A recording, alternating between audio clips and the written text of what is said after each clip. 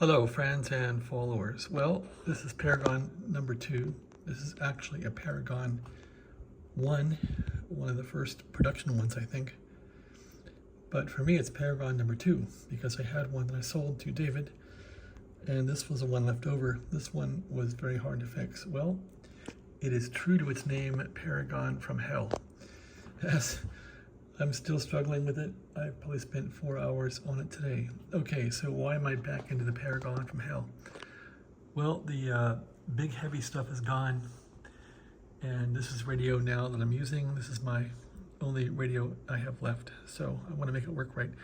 Anyway, when you turn this on in the morning, it needs a full reset because the RAM has lost all of its settings and the radio is jammed. So I've had to reset it with the reset button, and that gets tiring. So anyway, I've chased all through this radio to try and figure out the current draw. Right now I have the backup battery down here, and I have a current meter on it measuring milliamps. So right now it's in a good state. It looks like this thing, at least the circuit, little circuit here that they have in this Paragon I, seems to be working. People have replaced various things in here, including me, various transistors, but it seems like the circuit's working. Basically 9 volts, battery goes here, you get 13.9 volts or so into here. It will charge all this stuff. Pin 4 here stays charged. So the draw points that might draw current when the radio is off is this VCO 0 point here, which goes down here to the microprocessor. If I can find it, there it is right there. VCO 0 is right here. So really, what could draw? This diode could draw if it wasn't working right. The microprocessor can draw, and the capacitor. So I replaced the capacitor. I disconnected the diode, which I should reconnect. Actually, that diode might be guilty. It's disconnected. And what else? Oh yeah, so they have the 74HC00 inverter chip, NAND chip. All these NAND gates, are these NANDs? Yeah, they're all NANDs. This is 2 chips here, U10 and U11. And so these things are powered up on pin 14 through this voltage. Why they did that, I don't know. So anyway, I disconnected these and I disconnected VCC0 to see what I could find as far as current draw. And anyway, I've been around the Matterhorn. And what I found was the actual microprocessor was drawing some current when it was off. I'm not sure why, but I had a few of those, so I replaced it, and it seems like it's behaving now.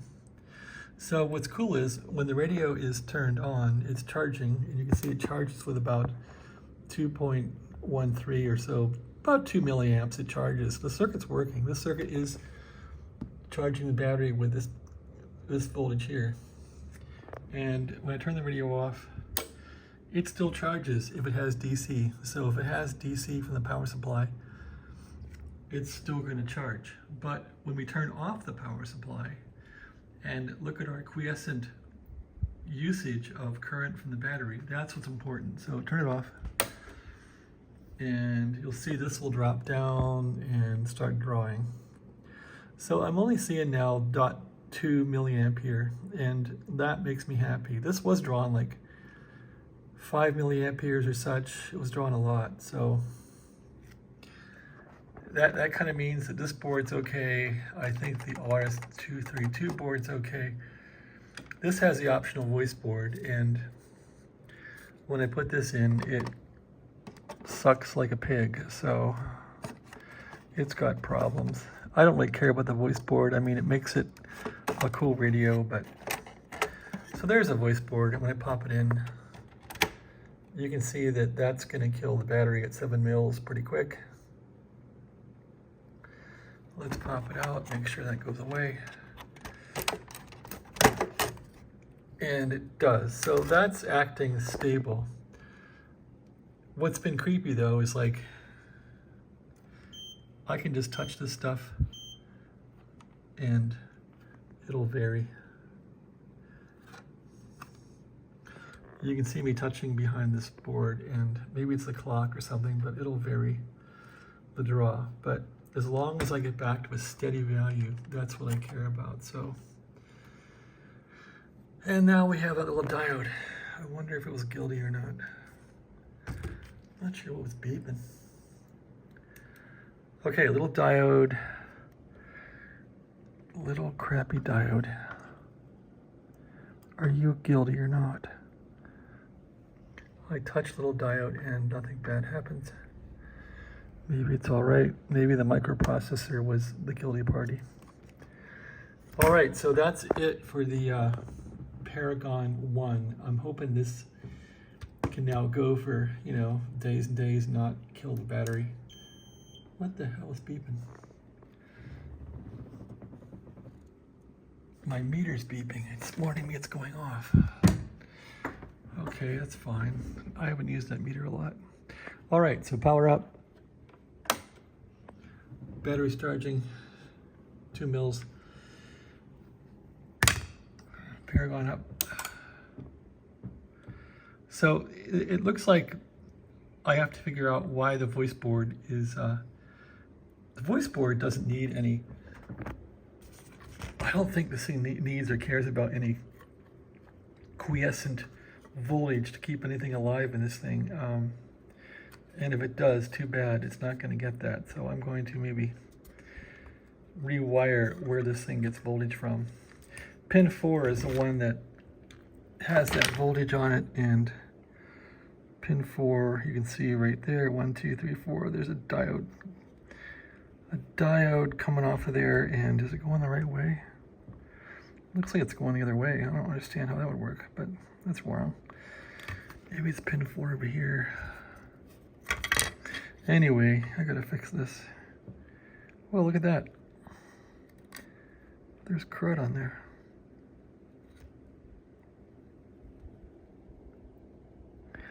You never know, man, what's going on with this stuff. Things you get on eBay. Let's see what this stuff is here. Looks like corrosion. Maybe that's the problem, huh? Corrosion. Looks like somebody resoldered that. Maybe I did. Maybe I put a diode in there. I don't know. I'm sure it didn't fix it, but put it back in. What are we doing? We're charging. Let's turn the power supply back off and go to draw mode. Power supply's off. We're still drawing 0.29, and that's acceptable. I'm happy with that. I'm not sure how long 0.29 milliamp will last over days, but it's probably gonna last more than a night. Put this back in. It goes up to pig mode again. So this is not gonna work out at all. Take the voice board out. So this I gotta fix. Otherwise, perhaps it's a happy Paragon, I hope. Power on. So anyway, let's go in review. When the Paragon's charging, it'll charge with about 2 milliamps to the 9-volt battery. There's the backup battery right now. It's charging it with about 2 milliamps of positive current. And the draw, pretty much, when this thing's off, it wants to keep this board alive. This one, I don't think it cares about. There's voltage from the battery source going to VCO0, which runs down to the microprocessor. So if you're getting current draw, check this little diode here, and check the frickin' microprocessor too.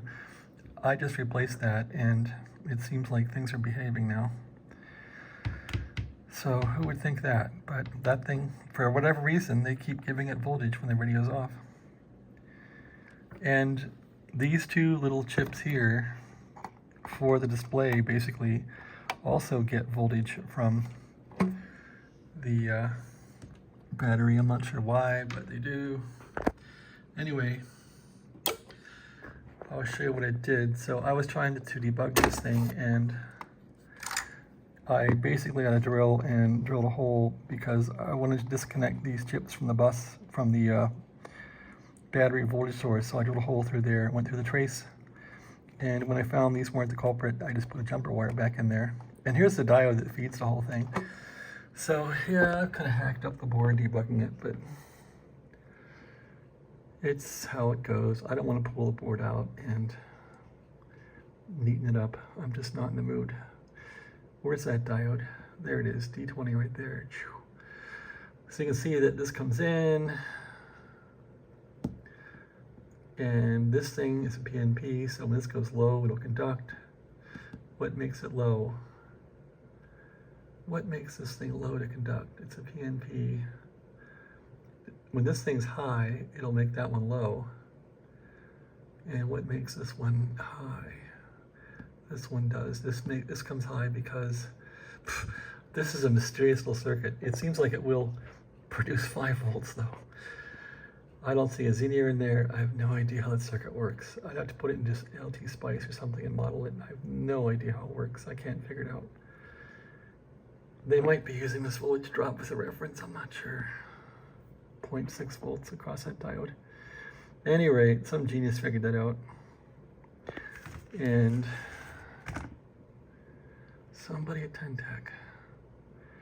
This goes here to pin 4, like I said, and all the boards have this pin.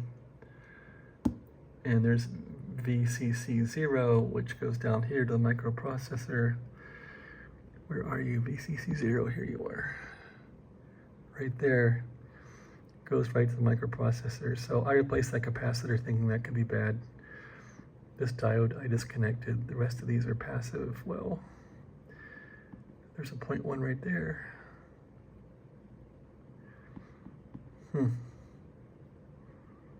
I doubt that's a guilty party.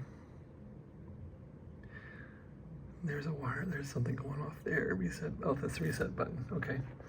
All right, well, that's my little lecture on the Paragon I. I almost threw in the towel today and said, why the hell am I spending day number 2 fixing this damn radio? Let's put it on eBay cheap and get rid of it. But this is like 1985 technology. I'm just like, why am I even working on this thing? I guess it's fun and a challenge. Okay, well, anyway, the next thing to fix is this board, figure out how I can reroute the power for it so it doesn't consume power when it's off. And put this board back in. This is the main ROM board and RAM board and clock board. And when I power it up, it probably won't work. It'll be jammed. This is what it used to do. So when I turned it on, and now we're charging, right? Oh, the meter goes off. Damn meter. Okay, there we go. Yep, we're still charging there. And yeah, when you pull boards out, put boards in, you need to do a radio reset because see that? Oh, it came back. But the display's monkeyed up. So you shouldn't even run it like that. But anyway, just do a reset on it here. And then it'll come back and be nice and behave. So that's nice, huh? Still charging. Turn it off. Turn off the power supply. Check this voltage, make sure, the current, make sure it goes down. Yep, that's working pretty good now. I guess I'll see how that works. Put the thing back together. I guess I'll try and fix this board and put it back together. Okay, thanks for watching. Have a great day.